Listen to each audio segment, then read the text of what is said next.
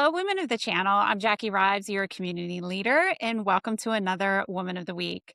This week, I'm excited to get to know Carrie Brown, VP Client Solution Sales, North America with Dell Technologies. Hi, Carrie. Thank you so much for joining me. Hi, Jackie. Thanks for having me. I'm looking forward to our chat today.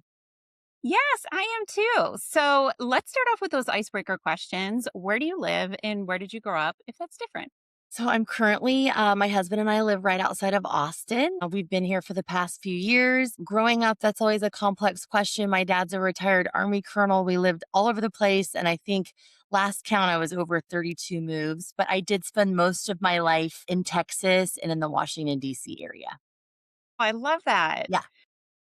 Well, I feel like you already gave us a little known fact, but would you mind sharing another little known or Yeah, fun fact no. about you? I was gonna say that's usually one of my unknown fact, right? It's just, I've moved all over the place.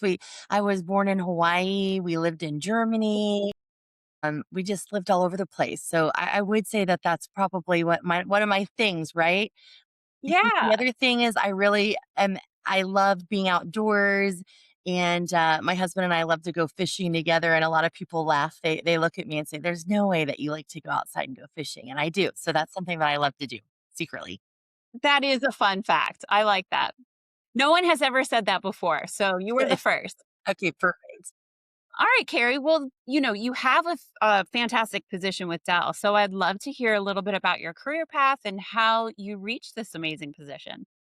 I have been fortunate and blessed enough to be at Dell Technologies for the past 23 years. So this is actually my third year at the company. Like many, many people at Dell, I started a couple years outside of college, after college. And when I started, it was just, I didn't really know if I saw a long term career. So I did start in Round Rock, Texas on our sales queue as a sales rep. A couple years after that, I had the opportunity to move out to the field as an account executive, and I was relocated to Las Vegas, Nevada, which was a whole different adventure at 26 years old. I spent 9 years there, came back to Austin, and then Dell said, "Hey, are you up for another challenge? What about moving to Denver?"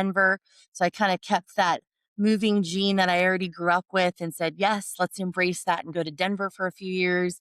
And throughout that time in Denver, I led our server acquisition team, a core sales team for the Four Corners. And then I was presented with an opportunity to lead one of our channel teams, which led us back to Texas. And so I did that. I also ran our North America VMware sales team. And then just about a year and a half ago, I moved into this role. So, done a lot of different rotations and been fortunate enough to learn many, many facets of the business at Dell.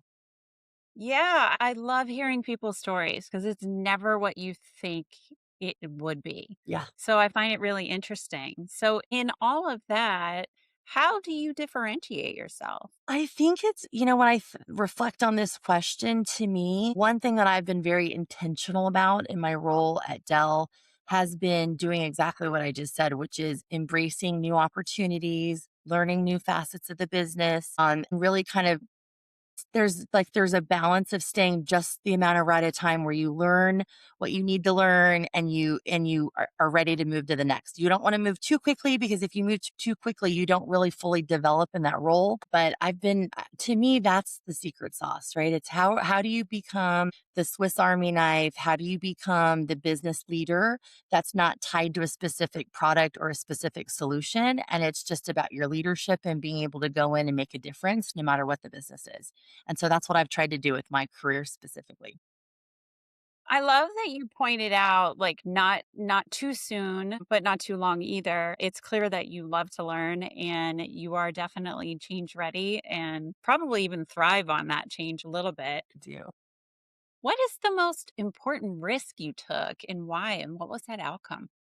Yeah, it's like when I very, very early on in the career, I mentioned Las Vegas. So I had Mhm. been at Dell 3 years. I was an inside sales rep in my, mid 20s. I knew I wanted to go out and be in the field and be an account executive. And somebody in senior leadership at the time, one of my mentors, Eric Brown, came to me and said, "Hey, we have an opening in Las Vegas." And at the time, even though I had moved all over the place growing up, I really had only been to Las Vegas once. I knew though that I needed to take that opportunity for my career So I did it, and in reflection, that was probably one of the best decisions of my life. It really, to me, that changed the trajectory of my entire career. I learned a lot. I loved my Las Vegas customers. I still do. I feel very loyal to all of those gaming customers that I worked with for many many years, and it was great. I would say the second big just kind of risk that I took in my career was in 2019, I had always been on the end user sales side of the business, Mm. calling on customers. And in 2019, there was an opportunity to move into channel and to become a channel leader for Greg Ambulos, who leads our North America channel business today. And that was very outside of my comfort zone. It was not something I had ever done before, but I talked to some other folks and somebody said, "Hey, you're a senior leader. And in order to progress your career, you need to learn how to run a channel business." And so I did it. There were a lot of people at that time that thought, "What are you doing? Like, you've always been on the customer side. This is a really strange turn off the main road." And it became probably, as I reflect, I always say it is one of the best things I ever did. It was really outside my comfort zone. It forced me to completely go look at things in a very different way. I use what I learned in that role every single day running the businesses that I've run since being a part of the channel org. So I would say that was probably the second big thing in my career that I did. Yeah. No, and it sounded like you had some good sponsors and allies looking out for you Yes, and yes.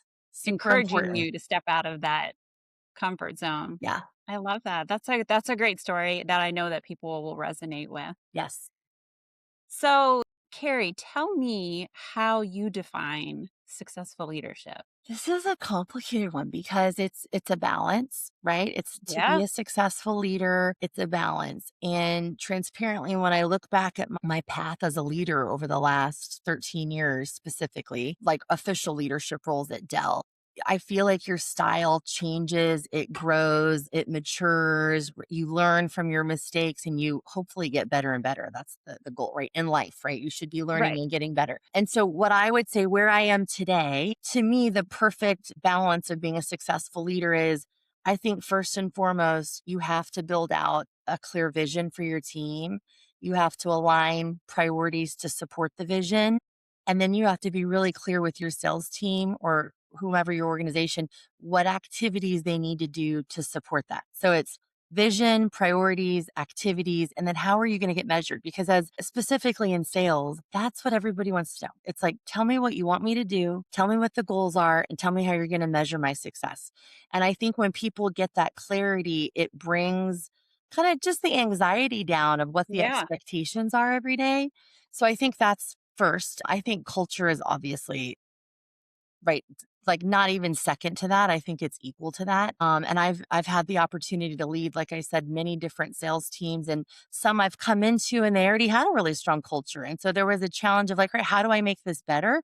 There were other teams that I stepped into where you could tell they were struggling from a culture perspective, and you had to really, like, overhaul, and you had to look at your leadership team and figure out how you were gonna to rebuild that, so any culture that elevates people, any culture that finds people's strengths, aligns it to what they're really good at, makes them happy, makes them shine, and drives collaboration. To me, that is like the best balance, right? It's having like that balance between a strong culture and in just really clear priorities and actions for everybody.